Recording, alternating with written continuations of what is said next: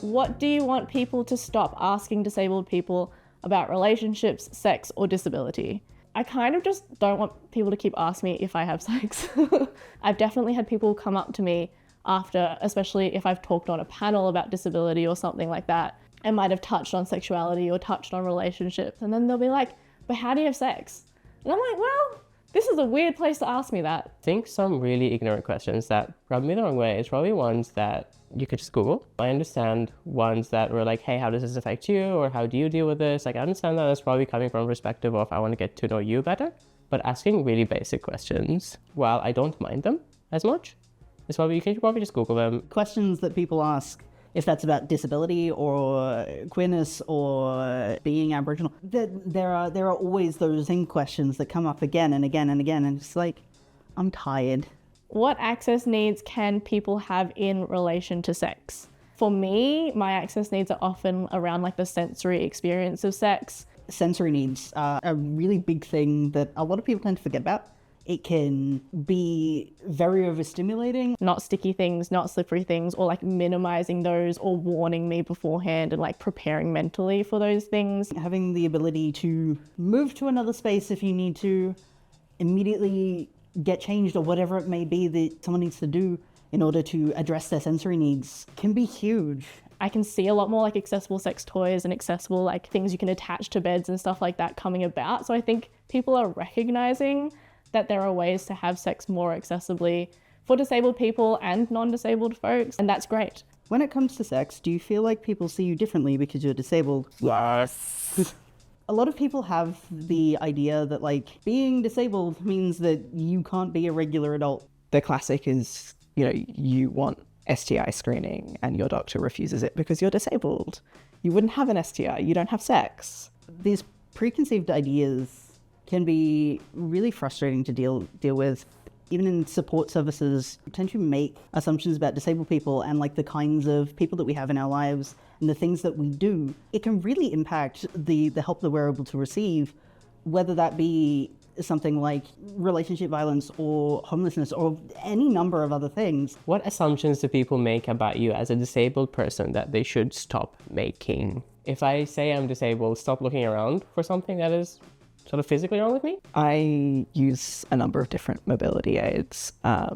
I use a cane sometimes, I use a walker or a rollator sometimes. And very often when I am using my rollator in public and my partner's with me, people just assume that she's my carer. And then my partner will do something like kiss me and they're horrified because they're like, oh my goodness, that shouldn't be happening. That's so like horrible and unethical. And there's a lot of assumptions that are being made there that should not be being made. They like it even less when she grabs my ass, but... What do you wish your sexual partners would ask? I think I've been pretty lucky in terms of most people have asked around things like, are you comfortable? Is this okay? Like, do you want to do something else? And honestly, like those questions are the most helpful in terms of my disability because they just help me be like, actually, this would be cooler. Or actually, this is great. And like maybe just for like a short amount of time. I think the best question is to just ask, hey, how can I make this experience better for you? What can I do? Is sex even relevant to you as a disabled person? I don't know, is sex relevant to you as a non-disabled person? This question is a bit reductive. I have a lot of feelings about sex, and none of them have to do with my disability. Some people have sex, some people don't have sex, but it's got more to do with like your personal preferences and whether you enjoy it or not. Do you prefer to have sex with other disabled people? Yes. Yes, because disabled people can have that understanding a little bit more and that sort of open-mindedness a little bit more. Kind of not, because I don't know how I feel about this, but there is that I want to feel normal. I don't want to be labeled or feel labeled. And so I have to resort to people of my own kin, if that makes sense. I've always found conversations about access easier with disabled people than non-disabled people. Obviously, I'm sure there are a lot of wonderful non-disabled people out there who are very special in their own ways. Yeah, it's a lot easier with people who kind of get it already. Did you get any sex education? What was it like? We definitely didn't get any education around consent or other aspects of like relationship education. We did get something, which is a lot more than some people get. Most of like my sex ed stuff has actually come from experience as an adult and other people explaining things to me in a way that I can process a lot better than I would have been able to at school anyway. School sex ed was not the most useful of things. It also just wasn't very queer friendly. Didn't apply to me at the best of times, let alone once disability stuff started really impacting my relationships. My mum also like sat me down when I was, I reckon, 8 and told me about periods and stuff like that, and then told me that like sex is a thing that like makes babies, but never explained to me how that happens. It was just like sex makes babies. She was very religious when she was younger. That was actually like a massive feat for her to actually even tell me about sex early on, and she had learned that from another parent friend and like was trying to like break down her own stigmas around sex. What do you wish health professionals would stop doing? I have had psychologists talk about sex when I like don't want to be talking about sex, and they're always like sus around the idea that I don't want a traditional relationship and therefore that has something to do with my mental health. Even though I've explicitly told them like, no, that's just like, I know that about myself. I just don't want a traditional relationship. I don't like traditional sex, those kinds of things. I just find that is not cool because I am explicitly telling them my experience. It's not just the assumption that sex isn't and intimate relationships aren't a part of disabled people's lives. A lot of the time it goes one step back and it's like, well, disabled people don't have a capacity to make decisions.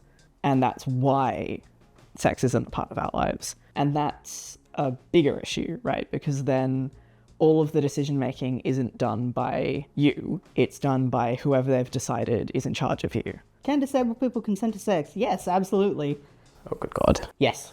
Yes, they can. Absolutely. Disabled people can absolutely consent to sex. Disabled people can have sex consensually. Of course, like with all situations, you should ask and get consent and like make sure that that person is consenting to the thing that you're gonna do. Like some people might need more information or might need information in a different way, or they might need like more time to think about what they're consenting to. I know like for me, I've definitely needed like more information than maybe someone else has needed, just because like my own experiences and processing stuff happens on a different timeline. It is so extremely frustrating that so many people seem to have just at some point collectively decided that disabled people can't. Do disabled people masturbate? Yes, they masturbate. Yes. Yes. And they masturbate in all sorts of ways, as does everyone else. Masturbation can be a really good way to understand your own body. It can be a way to understand your own relationship with sex. I personally like toys because they're more accessible. And I remember when I was 18, the only thing I wanted to do was go get a vibrator. That was my goal. The cool thing now is that there are other tools to masturbate with. Like we're not just hands only kind of thing. You can actually get toys, or you can get pillows or specific modifications to beds and wheelchairs and walls and showers and everything that can actually support you to masturbate. Masturbation has been a great way to relearn bits of my body that I have not always felt connected to, or like to relearn what it feels like to feel certain sensations or emotions and things like that. Is it okay to flirt with a disabled person? Yes. Obviously there's like context. If you wouldn't think it was okay to flirt with a non-disabled person, don't flirt with the disabled person. There's no like lifetime ban on flirting that we get with the diagnosis. We're normal people. If you think that a disabled person is cute, flirt with them. Flirt with them like you would an able-bodied person. Do you wish you weren't disabled? Ooh, interesting. I think like maybe at times, sometimes it just sucks. Like sometimes the world sucks and it like is just gross about disabled people, and sometimes I'm like, dang. Most of the time I don't. Like I really like being disabled. I enjoy my life. I enjoy the perspective it gives me. I enjoy like the people I get to connect with because I'm disabled. No. I wish that people weren't shitty. Now that I'm not someone who is read as a high school girl anymore, I mostly get street harassed in relation to disability, which both of those things are gross. I like being disabled. I certainly wish, it was easier to manage some of my conditions, but if someone offered me a cure, I wouldn't take it. Sometimes. Frankly, sometimes. Sometimes I wish I wasn't disabled.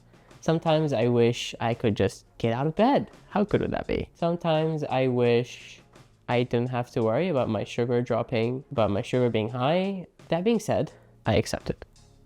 And I think if you are feeling the same way, it's very understandable. I don't wish that I wasn't disabled. More than anything, I wish that society didn't expect me to overcome my disability because they don't want to do anything about it. Accessibility is important, and that's the main thing that is so hard. It is not me being disabled. It is the lack of accessibility.